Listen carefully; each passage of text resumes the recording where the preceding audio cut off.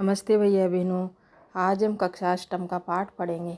इसमें पहले हमने पढ़ा था संसाधन के बारे में पाठ 1 में। अब पाठ 2 में हमने पढ़ा था भूमि, मृदा, जल, प्राकृतिक संसाधन। तो इसका हमने भाग 2 3 भाग तक पढ़ लिया था। अब आज हम इसका भाग 3 पढ़ेंगे, है न। इसमें सबसे पहले है भूमि, मृदा और जल प्राकृतिक संसाधन के बारे में हम इसमें पढ़ेंगे कि भूमि वनों के संरक्षण के लिए हमें क्या क्या करना चाहिए। हमारे राष्ट्रीय उद्यान कौन कौन से हैं, जैसे राष्ट्रीय उद्यान भैया बहनों वन्य जीव अभ्यारण्य, जीव मंडल नीचे हमारी प्राकृतिक वनस्पति और वन्य जीवन की सुरक्षित रखने के लिए बनाए जाते हैं। संकरी घाटियों, झीलों और आर्द्रभूमि का संरक्षण मूल्यवान संसाधन नष्ट होने से बचाने के लिए आवश्यक है। तो इसमें हमें किस प्रकार से उनको अधिक जानकारी के लिए हमें इसमें प्राप्त करेंगे कि किस लिए इसमें वनों को प्राणियों को बचाने के लिए किन किन कारणों से खतरा होता है। ये एक पहला कारण इसमें तड़ी झंझा के कारण प्राकृतिक अग्नि का लगना, लोगों की लापरवाही के कारण घास फूस में जनित ऊष्मा के कारण भी अग्नि का लगना, स्थानीय लोगों, उद्यमी और शरारती लोगों द्वारा किसी उद्देश्य से अग्नि लगाना। तो ये इसके वनस्पति जगत के संपूर्ण क्षेत्र के लिए खतरा होने के कारण है। इसके नियंत्रण के उपाय शिक्षण द्वारा अग्नि लगने से रोकना चाहिए। इसमें परीक्षण बिंदु, निपुण भूमि चौकसीता, संचार, जल के संबंधित जाल द्वारा भी अग्नि लगने का शीघ्र पता लगाना है। इसके आगे हम पढ़ेंगे कि यदि प्रजातियों की सापेक्ष संख्या को भंग न किया जाए तो पर्यावरण में संतुलन बना रहता है। विश्व के अनेक भागों में मनुष्य ने अपने उथल क्रियाकलापों से अनेक प्रजातियों के प्राकृतिक आवासों में उथल पुथल कर दिए। अनेक पक्षियों और जीव जंतुओं के अंधाधुंध शिकार के कारण या तो विलुप्त हो गए हैं या विलुप्त होने के कगार पर हैं। प्रादेशिक और सामुदायिक स्तर पर जागरूकता कार्यक्रमों जैसे सामाजिक वानिकी वन महोत्सव को प्रोत्साहन करना चाहिए। स्कूल के बच्चों के पक्षी देखने प्राकृतिक कैंपों में जाने के लिए प्रोत्साहन करना चाहिए ताकि विविध जातियों के निवास का अवलोकन कर सके। भैया बहनों को हम जैसे बाहर घुमाने के लिए लेके जाते हैं तो प्राकृतिक दृश्य को देख सकते हैं। उनमें किस प्रकार जंगली जानवर रहते हैं, किस प्रकार के पशु पक्षी रहते हैं। बहुत से देश पक्षियों और पशुओं को मारने और उनके व्यापार करने के विरुद्ध है। भारत में शेरों, चीतों, हिरणों, भारतीय सारंग और मोर को मारना अवैध माना जाता है, क्योंकि हमारा राष्ट्रीय पक्षी कौन है? मोर है। बहुत से लोग इसको मारते हैं। एक अंतर्राष्ट्रीय परिपाटी CRTS the convention of international trade in endangered species of wild fauna and flora की स्थापना की गई है, जिससे प्राणियों और पक्षियों की अनेक जातियों की सूची तैयार की है। इस सूची में दिए गए सभी पक्षियों और प्राणियों के व्यापार करने पर प्रतिबंध लगाया गया है। यानी जो भी पशु पक्षियों को मारता है उनके लिए इस पर प्रतिबंध लगाया गया है। पौधों और प्राणियों का संरक्षण प्रत्येक नागरिक का नैतिक कर्तव्य होता है। जैसे आपको प्राणियों में झुंड दिखाई दे रहे हैं, किस प्रकार से वन्य प्राणी झुंडों में रहते हैं। चीतलों का झुंड है। राष्ट्रीय उद्यान वर्तमान और भविष्य की पीढ़ी के लिए एक या अनेक से अधिक परितंत्रों की पारिस्थितिक एकता की रक्षा के लिए नामित किया गया प्राकृतिक क्षेत्र होता है। राष्ट्रीय उसको क्या कहते हैं? हम राष्ट्रीय उद्यान कहते हैं। जैसे राष्ट्रीय उद्यान है काजीरंगा, राष्ट्रीय उद्यान में हाथियों का जो झुंड दिखाई दे रहा है। CITES convention of international trade in endangered species of wild fauna and flora सरकारों के बीच एक अंतर्राष्ट्रीय समझौता है। इसका उद्देश्य सुनिश्चित करना है कि वन्य प्राणी एवं पौधों के नमूनों के अंतर्राष्ट्रीय व्यापार से उनके जीवन को कोई खतरा नहीं है। मोटे तौर पर पशुओं की 5000 जातियाँ और पौधों की 28,000 जातियाँ रक्षित की गई है। भालू, डॉल्फिन, कैक्टस, प्रवाल और आर्किड एलो इसके कुछ उदाहरण हैं।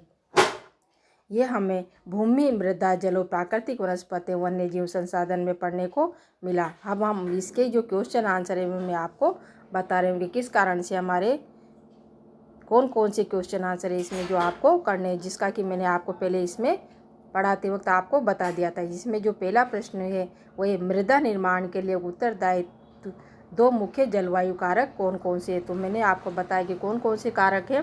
पहला तो था तापमान और दूसरा था वर्षण। तापमान के कारण और वर्षण के कारण मृदा के निर्माण में उत्तरदायी 2 मुख्य कारण हैं। दूसरा प्रश्न है इसमें भूमि निम्नीकरण के कोई 2 कारण लिखिए। अब भूमि निम्नीकरण के 2 कारण कौन से थे?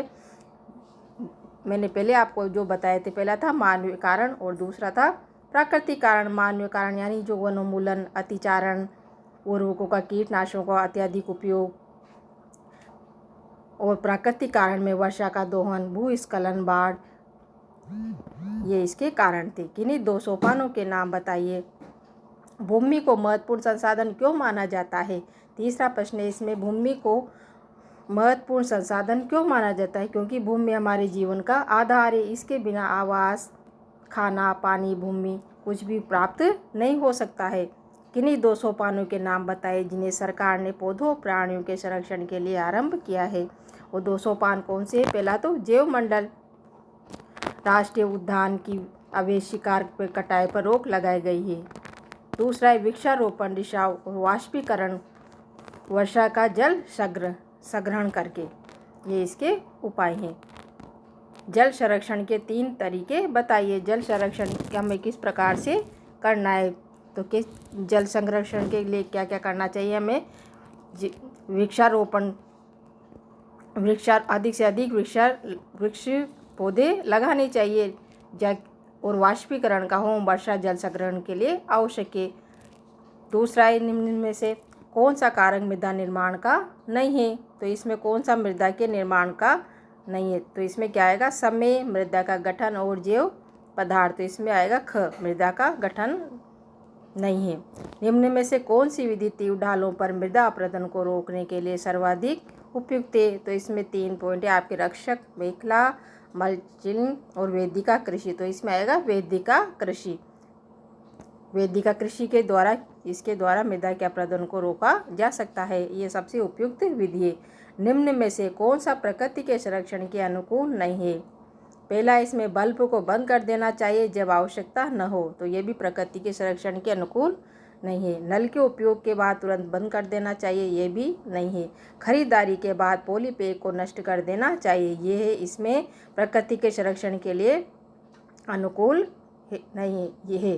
क्योंकि ये अगर हम थैली को कहीं पर भी फेंक देंगे तो वो जो जैसे गाय है और दूसरे जंतु है वो उसको खा जाते हैं और वह इसमें उनको नुकसान होता है। इसलिए हमें जो भी पॉली बैग होता है उसको मिट्टी के नीचे दबा देना चाहिए।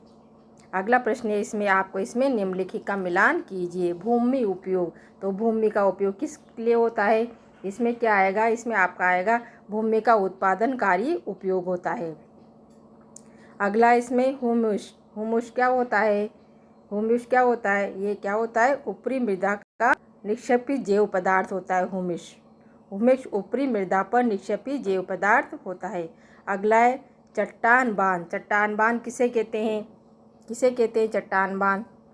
तो इसमें आएगा स्थल मंडल, जैव मंडल और वायुमंडल के बीच जुड़ा एक संकरा क्षेत्र को क्या कहते हैं? ये मृदा अपरदन को रोकना। जैव मंडल, चट्टान बांध में आएगा मृदा अपरदन को रोकना। और अगला इसमें जैव मंडल किसे कहते हैं? जैव मंडल में क्या होता है? स्थल मंडल, जल मंडल और वायुमंडल के बीच जुड़ा एक संकरा क्षेत्र क्या कहलाता है? जैव मंडल कहलाता है। निम्नलिखित कौन सत्य अतः असत्य बताइए। यदि सत्य है तो इसके कारण भी आपको लिखने हैं। भारत का गंगा ब्रह्मपुत्र का मैदान अत्यधिक आबाद प्रदेश है, तो ये सत्य सही है। अगला इसमें आपके भारत में प्रति व्यक्ति जल की उपलब्धता कम हो रही है, ये भी सत्य है, क्योंकि जनसंख्या बढ़ने से उनकी जल की उपलब्धता भी कम हो रही है। तटीय क्षेत्रों में पवन गति को रोकने के लिए वृक्ष कतार में लगाए जाते हैं, जिससे बीज उगाना कहते हैं, ये भी सत्य है आपका।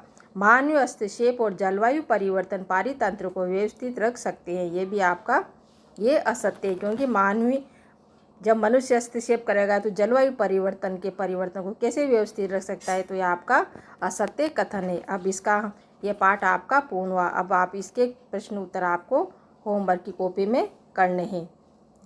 धन्यवाद।